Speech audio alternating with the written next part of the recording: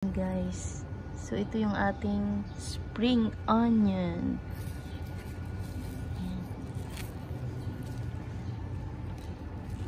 Organic.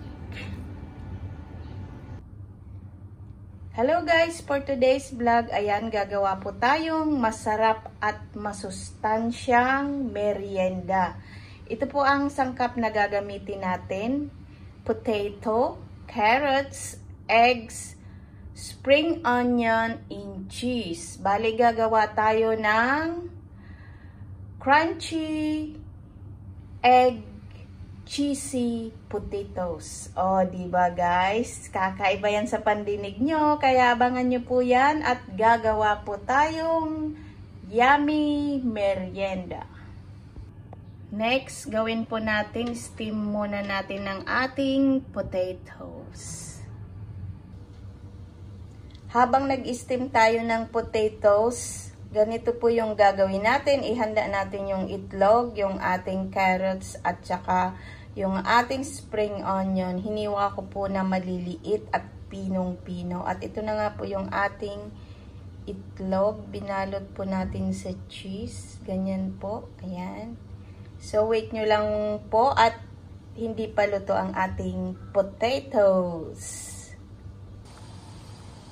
Ito na guys yung ating in-steam na potatoes. Ayan, malambot na po siya. Ayan. So, off na po natin yung kalan at pagkatapos, smash lang po natin. Ayan. Ito po yung gagamitin natin. Yan, ganyan lang. Smash! Yeah.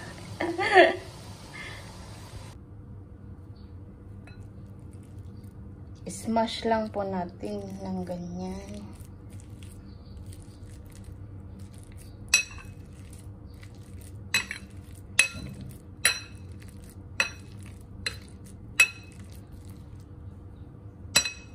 Mabilis lang po yan.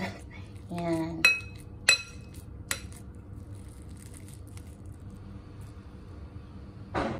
Lagyan natin ng konting asin guys. Huwag masyadong marami kasi yung cheese natin is maalat. Then lagyan natin ng paminta. Yan guys. Then mix ulit natin.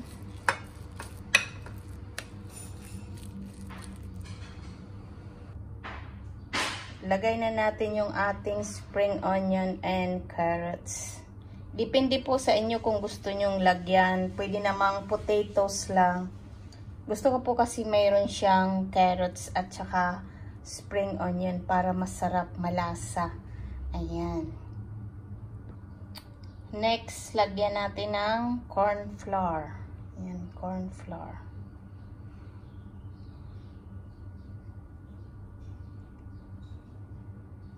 Then, mix ulit natin. I-mix lang po natin yan.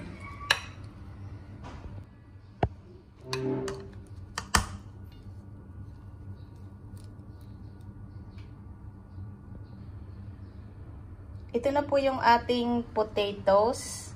After na malagyan natin ng corn flour. Ang purpose po ng corn flour para hindi sumabog yung ating crunchy, cheesy egg potatoes kapag nilagay na po natin to sa itlog. So, ayan. Ito po yung itlog natin. Ito po yung itlog natin. Binalot natin ng cheese. Then, ibabalot din po natin yung ating potatoes. So, let's go guys! Ito na po yung ating itlog. Ayan, kung makikita nyo guys. So, babalutin lang po natin yan ng ating smashed potato. Ayan. Babalutin po natin. Ayan, nabalot na po natin yung itlog ng ating mashed potatoes. At ito yung gagamitin natin, breadcrumbs at itlog. So, ganito lang guys yung gagawin nyo. Ayan. Ilalagay lang po natin dito sa itlog. Yan, ikot-ikutin lang po natin. Then, ilalagay po natin sa Breadcrumbs yan, guys. Breadcrumbs.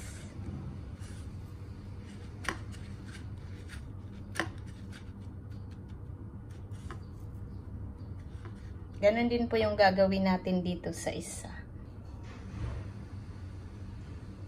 Ito na po, ready to fry na ang ating crunchy, cheesy egg potatoes. Ayan. Ayan guys, ipiprito na po natin.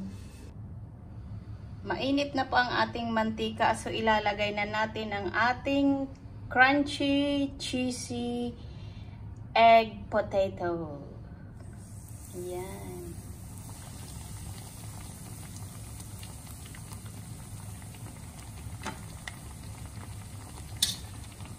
Mahina lang po yung apoy natin para hindi agad masunog. Ayan guys. Antayin lang po natin na mag-brown ang ating crunchy, cheesy egg potatoes. Ayan guys, wait lang po natin at may masarap na po tayong merienda. Mahina lang po yung apoy na ginamit natin. Ayan. Ang ganda guys. Ayan. Start na po siyang mag-brown.